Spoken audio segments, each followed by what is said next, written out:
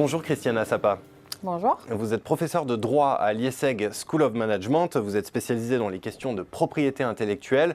On va évoquer ensemble les aspects juridiques liés à l'essor de l'Internet des objets. Alors, première question, est-ce que le régime qui protège le secret industriel vous semble aujourd'hui adapté à cet essor de l'Internet des objets ?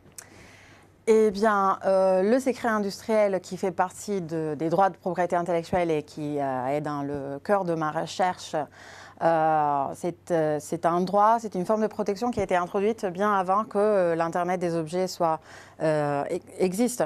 Donc, l'Internet des objets, au fait, c'est la logique de l'Internet des objets, c'est le partage, c'est l'interconnexion, ce qui est un peu un conflit avec le secret industriel qui se fonde sur la confidentialité, sur le maintien du secret. Non, il y a beaucoup d'informations qui est développée dans le cadre de l'Internet des objets qui n'est pas éligible pour la protection de du secret industriel parce que justement les conditions d'accès ne sont pas présentes. Est-ce qu'il faut en conclure qu'il faut se débarrasser du régime qui garantit le secret industriel ?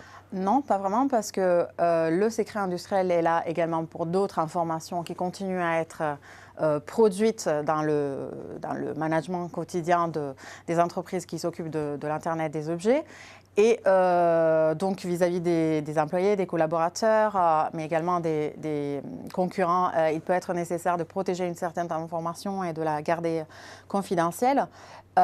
Et par ailleurs, si on dit que l'Internet des objets est un commons de l'information, on peut arriver à dire que le secret industriel suggère les conditions pour garder une partie de cette information secrète et pour gérer un peu le transfert de ce qui doit rester dans le commons et ce qui peut sortir du commons.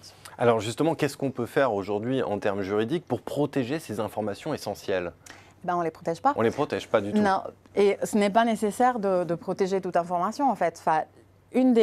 L'un des défis principaux de cette époque, c'est vraiment de ne pas abuser de la protection. En fait, trop de protection tue l'information, tue l'innovation.